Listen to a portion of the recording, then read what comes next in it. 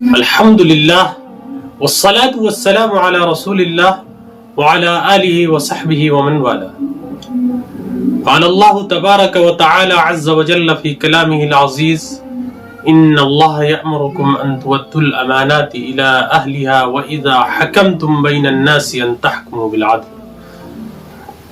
صدق اللہ العظیم. ایک صاحب نے یہ سوال کیا ہے کہ ووٹ کی شرعی حیثیت کیا ہے اور ووٹ کس کو دینا چاہیے. تو اس ضمن میں یہ بات ذہن نشی رکھنی چاہیے کہ ووٹ کی شرعی حیثیت کی فقہا نے کتب فقہ و فتاوی میں یہ صراحت کی ہے کہ ووٹ کی 3 حیثیتیں ہیں. نمبر 1، یہ ووٹ جو ہے یہ مثل شہادت ہے.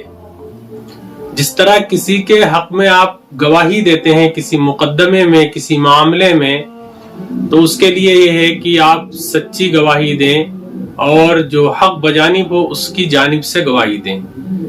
تو اسی طریقے سے یہ ووٹ مثل شہادت ہے، شہادت کی طرح ہے. یعنی آپ کے حلقہ انتخاب سے جو امیدوار کھڑا ہوا ہے، آپ اس کے بارے میں یہ گواہی دے رہے ہیں کہ یہ دیندار ہے، ایماندار ہے، دیانتدار ہے، اور غریبوں کا، یتیموں کا، بے کسوں کا، مظلوموں کا، اور بلا تفریق مذہب و ملت ہر ایک کا یہ خیر خواہ ہے. اس بات کی آپ گواہی دے رہے ہوتے ہیں اس امیدوار کے حق میں. اس میں جو دوسرا پہلو نکلتا ہے، شہادت کے بعد اس میں وکالت کا پہلو نکلتا ہے کہ جو امیدوار ہے آپ اس کو اپنا وکیل منتخب کر کے یہاں سے بھیج رہے ہیں اور وہ آپ کی نمائندگی کرے گا، آپ کی بات حکومت تک پہنچائے گا، آپ کی بات کو وہاں پر رکھے گا. تیسرا پہلو اس کے اندر جو ہے وہ سفارش کا ہے کہ آپ اس کے حق میں سفارش کر رہے ہیں کہ یہ امیدوار بہتر ہے. اب یہاں پر شہادت، وکالت اور سفارش، یہاں پر 3 چیزیں جمع ہو گئی. تو یہ جس کے حق میں آپ ووٹ دے رہے ہیں اس کے حق میں یہ 3 چیزیں جمع ہوئی. اب یہاں پر ووٹر کی حیثیت 2 ہیں.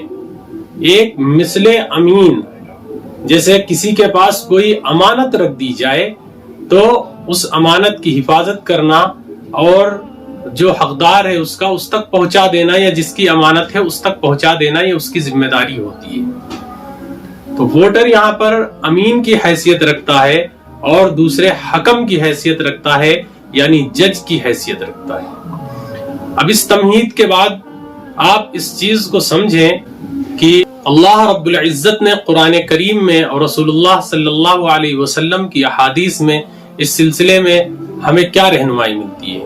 تو قرآن کریم کے اندر ہے وَلَا تَكْتُمُوا الشَّهَادَةَ وَمَنْ يَكْتُمْهَا فَإِنَّهُ آثِمٌ قَلْبُهُ. پہلے ہی میں یہ بات عرض کر چکا ہوں کہ ووٹ کی شرعی حیثیت مثل شہادت ہے. اب جب آپ کا ووٹ دینے کا نمبر آئے تو سب سے پہلے دیکھیں کہ آپ کے حلقہ انتخاب میں جتنے امیدوار ہیں ان میں دیندار کون ہیں. اگر دیندار نہیں ہے تو آپ پھر ان میں یہ چیز تلاشیں کہ ایماندار کون ہے. ایماندار جو سب سے زیادہ ایماندار ہو آپ اسے ووٹ کریں، اس کے حق میں شہادت دیں، اس کے حق میں سفارش کریں اور اسے اپنا وکیل بنا کر کے بھیجیں. اب یہاں پر یہ سوال پیدا ہوگا کہ ہم اس چیز کو کیسے دیکھیں. تو آپ نے اس سے پہلے کی اس کی کارکردگی دیکھنا ہے، اس سے پہلے کے اس کے کاموں کو دیکھنا ہے، اور جس حلقہ انتخاب میں جو امیدوار کھڑا ہوتا ہے اس کے کام، اس کے اخلاق، اس کے عادات اور اس کی ایکٹیویٹیز. چونکہ یہ سوشل میڈیا کا دور ہے، اس سے ہر چیز پتہ چلتی رہتی ہے کہ کون غریبوں کے ساتھ کھڑا ہے، کون مسکینوں کے ساتھ کھڑا ہے، کون یتیموں کے ساتھ کھڑا ہے. اور ایسے شخص کو ووٹ کریں جو بلا تفریق مذہب و ملت، قوم و ملت کا خیر خواہ ہو. تو اپنی شہادت کو نہ چھپائیں اور شہادت اس کے حق میں دیں جو دیانتدار ہو. اور قرآن کریم میں یہ بھی ہے کہ من یشفع شفاعتا حسنۃ یکن لہ نصیب منہا ومن یشفع شفاعتا سیئۃ یکن لہ کفل منہا. کہ من یشفع شفاعۃ حسنۃ یکن لہ نصیب منہا، آپ جس کے بارے میں حق رائے دہی کا استعمال کر رہے ہیں، آپ جس کو ووٹ کر رہے ہیں، ٹھیک ہے، حسنۃ یکن لہ نصیب منہا، اگر وہ کوئی اچھا کام کرتا ہے، وہ نیکی کرتا ہے، وہ لوگوں کے ساتھ اچھا معاملہ کرتا ہے، حسن سلوک کرتا ہے، غریبوں مسکینوں مظلوموں کی مدد اور تعاون کرتا ہے، تو جو اس کو اجر ملے گا اس کا اجر آپ کو ملے گا۔ وَمَن يَشْفَعْ شَفَاعَةً سَيِّئَةً يَكُن لَّهُ كِفْلٌ مِّنْهَا، اور اگر آپ نے ایسے کی سفارش کر دی، ایسے برے کی سفارش کر دی، برے کام کرنے والے کی سفارش کر دی، يَكُن لَّهُ كِفْلٌ مِّنْهَا، تو اس کا جو بوجھ ہوگا، اس کا جو حصہ ہوگا، اس کے گناہوں کا جو ٹوکرا ہوگا، اس کے گناہوں میں آپ بھی شریک ہوں گے، کیونکہ سفارش کر کے اس منصب تک پہنچایا آپ نے، اور اس کا گناہ لکھنے کے لیے ہمارے کرامن کاتبین بیٹھے ہوئے ہیں، یعلمون ما تفعلون، وہ چیزیں جانتے ہیں جو آپ جانتے نہیں، یہ لکھتے رہتے ہیں۔ اور تیسری چیز یہاں پر جو ہے وہ آپ کی حکم اور جج کی حیثیت ہے اور امین کی حیثیت ہے۔ آپ امین ہیں، ووٹ آپ کے پاس امانت ہے۔ جب آپ کی عمر 18 سال کی ہو جاتی ہے تو حکومت آپ کو اس بات کا اختیار دیتی ہے کہ آپ اپنا پسندیدہ امیدوار منتخب کر سکتے ہیں، حق رائے دہی کا استعمال اور اس کی اجازت آپ کو ملتی ہے۔ تو گویا آپ بحیثیت سٹیزن آپ ایک ووٹر بن گئے، اور جب ووٹر بن گئے تو ووٹ یہ آپ کے پاس امانت ہے، اور امانت ایسے شخص کو دینا چاہیے، یہ وہ والی امانت نہیں ہے جو کسی کے پاس آپ نے سونا چاندی پیسہ رکھ دیا اور وہ آپ کو امانت لوٹائے۔ یہ امانت اس معنی کر ہے، مثل امانت ہے، آپ اس ووٹ کا صحیح استعمال کریں۔ ان اللہ یأمرکم ان تؤدوا الامانات الی اہلہا، کہ اللہ تعالیٰ تمہیں حکم دیتے ہیں تؤدوا الامانات الی اہلہا، ان کے اہل کو ان کی امانت لوٹا دو۔ تو اب یہ ووٹ جب آپ کے پاس امانت ہے تو ڈھیر سارے امیدوار آپ کے حلقے انتخاب میں کھڑے ہوئے، تو اس امانت کو اس تک پہنچانا ہے جو اس کا حقدار ہے، حق بحقدار رسیدن، صاحب حق کو اس کا حق پہنچا دیا جائے کہ یہ ووٹ آپ کا ہماری پاس امانت ہے اور آپ اس کے لائق ہیں، میں آپ کو اپنا وکیل بنا کر کے بھیجتا ہوں یہاں سے۔ اس کی دیانتداری کو دیکھتے ہوئے، اس کی ایمانداری کو دیکھتے ہوئے اس کے حق میں آپ سفارش کریں۔ سفارش سے متعلق بھی آیت آ گئی اور امانت داری سے متعلق۔ اب اس آیت کے اندر آگے ہے وَإِذَا حَكَمْتُمْ بَيْنَ النَّاسِ أَن تَحْكُمُوا بِالْعَدْلِ، اور جب تمہیں جج بنایا جائے، فیصل بنایا جائے، حکم بنایا جائے، ان تحکموا بالعدل، لوگوں کے درمیان جب فیصل بنایا جائے تو آپ عدل اور انصاف سے کام لیں۔ اب جب آپ کے سامنے آپ کے حلقے انتخاب میں 10 امیدوار ہیں، الگ الگ پارٹی سے تعلق رکھتے ہیں، جب آپ کی حیثیت یہاں پر حکم کی ہے تو آپ خوب اچھی طرح تحقیق کریں، تلاش کریں، معلومات فراہم کریں، اس کے کیریکٹر کو دیکھیں، اس کے پچھلے کاموں کو دیکھیں، اس کے بعد آپ فیصلہ کر کے اس کو منتخب کریں، ووٹ لازمی کریں۔ اس خوف سے آپ ووٹ دینا ترک نہ کریں کہ ہم سے کہیں شہادت غلط نہ ہو جائے، سفارش غلط نہ ہو جائے۔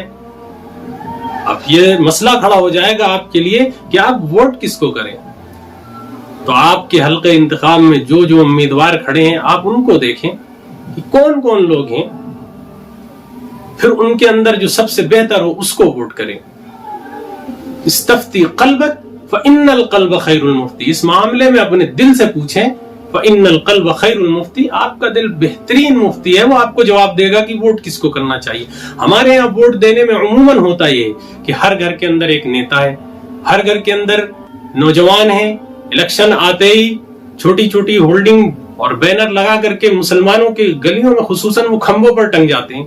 ہر گھر میں سیاسی بچہ پیدا ہوتا ہے اور وہ سمجھتا ہے کہ نیتا جی سے ہمارا بڑا تعلق ہے، اور پھر الیکشن کے بعد تک کچھ دنوں تک وہ ٹنگے رہتے ہیں اور نیتا جی کے ساتھ سیلفی اور تصویریں وائرل کرتے ہیں۔ وہ سمجھتے ہیں کہ ہم بہت بڑے نیتا ہوں، ان کو قیادت، ان کو سیاست، اس کا شعور ہی نہیں ہوتا۔ بس وہ اپنے تعلق کی بنیاد پر اپنے رشتہ داروں کا اپنے لوگوں کا ووٹ کراتے رہتے ہیں، اور الیکشن کے دور میں ووٹ کی خرید و فروخت کا بھی بڑا برا سلسلہ جاری ہوتا ہے۔ اخبارات، نیوز چینلز، ان سب سے جو معلوم ہوتا ہے کہ لوگ ایک ایک شراب کی بوتل پر اپنے ووٹ کو بیچ دیتے ہیں۔ ایسے امیدوار کو قطعاً ووٹ نہ دے، پیسوں کی بنیاد پر بیچ دیتے ہیں۔ ہر گھر میں جتنے فرد ہیں اس اعتبار سے 100 200 روپے بھیج دیے جاتے ہیں لفافوں میں، اور اس کے بدلے میں ووٹ لے لیا جاتا ہے۔ میں ایسے لوگوں سے کہوں گا کہ جو لوگ ان طریقوں کا پیسہ لیتے ہیں وہ شرعاً جائز نہیں، وہ پیسہ ناجائز اور حرام ہے۔ دوسری چیز، اگر آپ کے پاس ایسا کوئی امیدوار آئے جو پیسے دے تو آپ اس سے پیسے نہ لیں۔ یہ اخبارات کے ذریعے مشاہدے میں جیسا آتا ہے، میں ان چیزوں کو عرض کر رہا ہوں۔ اللہ کرے کہ اس بار انتخاب میں ایسا نہ ہو۔ حضرت انس بن مالک رضی اللہ عنہ سے ایک روایت ہے، عن انس بن مالک رضی اللہ عنہ قال قال رسول اللہ صلی اللہ علیہ وسلم اکبر الکبائر الاشراک باللہ وقتل النفس وعقوق الوالدین وشہادت الزور، کہ بڑے گناہوں میں سے جو گناہ ہیں اللہ کے ساتھ شرک کرنا، ناحق کسی کو قتل کرنا، والدین کی نافرمانی کرنا، وشہادت الزور، اور جھوٹی گواہی دینا۔ جب ووٹ کی شرعی حیثیت مثل گواہی ہے تو آپ شہادت دینے میں جھوٹی گواہی دینے والے نہ بنیں۔ شہادت الزور سے یہاں پر مراد جھوٹی گواہی نہیں ہے، بلکہ شہادت دینے میں گول مول بات کرنا، ہیرا پھیری سے کام لینا، یا اس طریقے سے جو کینڈیڈیٹ حقدار نہیں ہے اس کے بارے میں حجت کام کرنا اور اس کو اچھا بنانا، یا اس نے کبھی آپ کا کوئی کام کر دیا ہو اور اس کے علاوہ وہ برے کام کرتا رہا ہو اور آپ اس کام کے بدلے میں اس کو ووٹ دے رہے ہو، یا اس کینڈیڈیٹ سے آپ کے گھر کے کسی فرد کا تعلق ہو اور آپ اس تعلق کی بنیاد پر ووٹ دے رہے ہو، یہ ساری چیزیں شہادت الزور میں آئیں۔ لہذا ووٹ کی حیثیت کو سمجھیں، ووٹ کریں، انتخاب میں اچھا امیدوار چنیں۔ ہمارے یہاں محلوں میں، گلیوں میں اور شہروں میں، قصبات میں یہ ترقی کیوں نہیں ہوتی ہے، ڈیولپمنٹ کیوں نہیں ہوتا ہے؟ کیونکہ جب ووٹ دینے کی باری آتی ہے تو ہماری عقل مفقود ہو جاتی ہے اور ہم تعلق دیکھتے ہیں، ہم رشتہ داری دیکھتے ہیں کہ ہمارا بھتیجا ہے، ہمارا بیٹا ہے، ہمارا فلاں ہے، فلاں نیتا جی سے تعلق ہے اور اس سے اچھے رابطے ہیں، کبھی کوئی کام پڑے گا تو وہ کام آئیں گے، لہذا فلاں کینڈیڈیٹ کو جتانا ہے۔ نہیں، جب ہر انسان یہ طے کر لے گا کہ ہم ایماندار کینڈیڈیٹ کو جتائیں گے، ایماندار اور دیانتدار کو ووٹ دے کر کے وہاں تک پہنچائیں گے، تو جو شخص ایماندار ہوگا پھر وہ آگے چل کے ایمانداری سے کام کرے گا، پھر ترقی ہوگی اور آپ کے ہاں ڈیولپمنٹ ہوگا۔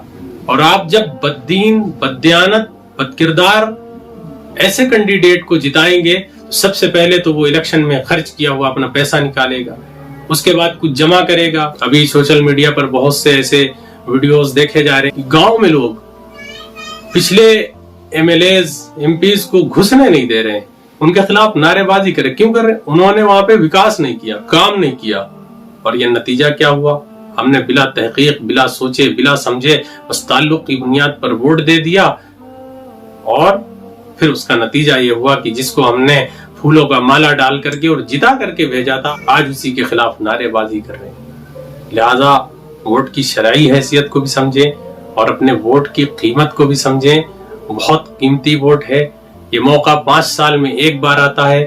انتخاب کے موقع پر عقل سے کام لیں، ہوش سے کام لیں، بلا تفریق مذہب و ملت آپ ووٹ کریں۔ اور مسلمانوں سے، خصوصاً اتر پردیش کے لوگوں سے میں یہ اپیل کرتا ہوں کہ وہ اپنا ووٹ ضرور کریں، بلا تفریق مذہب و ملت ووٹ دیں، اور جو گھر میں ضعیف ہیں، کمزور ہیں، یا جو لوگ ووٹ دینے کا ارادہ نہیں رکھتے ہیں، ان کو اس بات پر آمادہ کریں، کسی اچھے کینڈیڈیٹ کو ووٹ کریں تاکہ یہ ملک ترقی کر سکے اور ہمارا ہندوستان آگے بڑھ سکے۔ اللہ تعالیٰ کہنے سے زیادہ عمل کی توفیق نصیب فرمائے۔